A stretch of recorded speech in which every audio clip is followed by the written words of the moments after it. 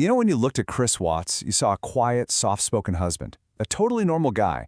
But what investigators were about to find out was, well, it was a chilling deception hiding in plain sight. We're going to dive into the true story of the Watts family murders and look at the actual footage that exposed everything. Think about this for a second. By the time the very first police body cam started rolling, it was already over. The crime was done. The man standing right there in front of them, acting like a worried husband, he had already destroyed his entire family. He was just performing his final act.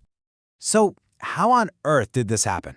Well, to really get it, you have to start with the picture the Watts family showed everyone. I mean, it was an image of just pure suburban happiness.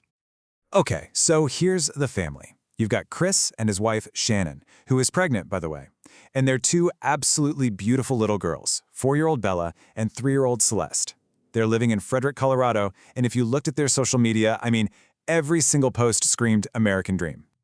But this is where it gets so jarring. On one side, you have this perfect social media life, right? Smiling pictures, happy posts, him being the devoted dad. But the reality? It was a whole different story. A secret affair with a coworker. A man who was literally daydreaming about a life without his family. He was making a really, really dark choice when he could have just, walked away. In that hidden reality, it was about to just explode onto the national stage. So let's go to the morning everything changed. August 13th, 2018. The day this picture-perfect family just vanished. Okay, the timeline here is absolutely critical. So it's 1:48 in the morning, and Shanann, remember, she's pregnant, she gets home from a business trip. Just a few hours later, a friend can't get a hold of her and realizes the house is totally empty. By that afternoon, the police are called for a welfare check, and boom, the clock starts ticking. And right away, things feel off. Really off. Investigators get there and find Shanann's phone, her purse, and her car are all still at the house. And her friends were clear. She never went anywhere without her phone. So you know this isn't some mom who just decided to take her kids on a last-minute trip. No way. These were the first huge, silent red flags. Now, here's the crazy part.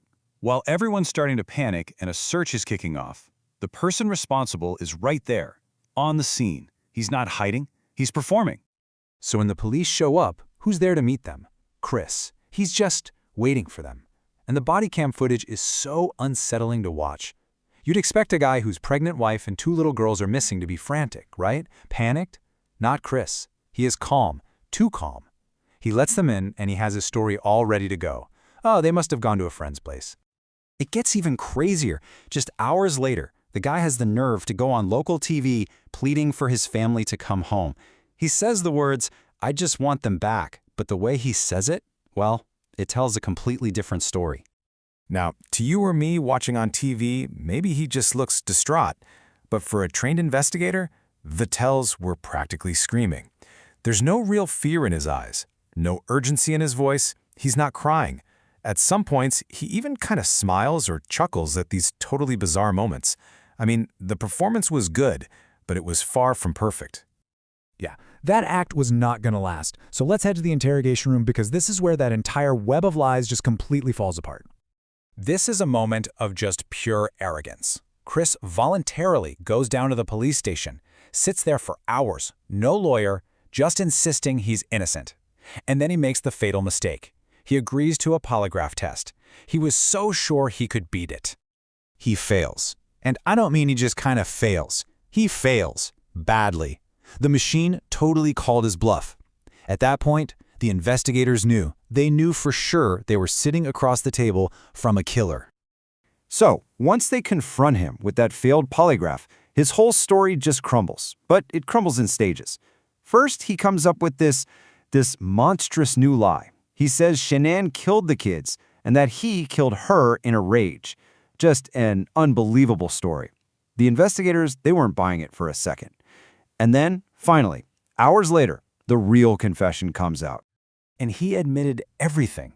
He murdered his pregnant wife, Shanann. And then, he murdered his 2 little girls, Bella and Celeste. He told them how he drove their bodies to an oil site where he worked. The details themselves are just beyond horrific.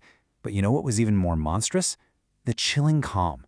The way he just recounted it all, step by step. So why is it that this case, even years later, still haunts people so much? I think the answer isn't just in the crime itself, but in the man who did it. You know, this case just shocked the country because it broke all the rules. There was no criminal history, no history of violence, no visible warning signs, nothing. Chris Watts did not look like a monster. He looked completely, terrifyingly ordinary.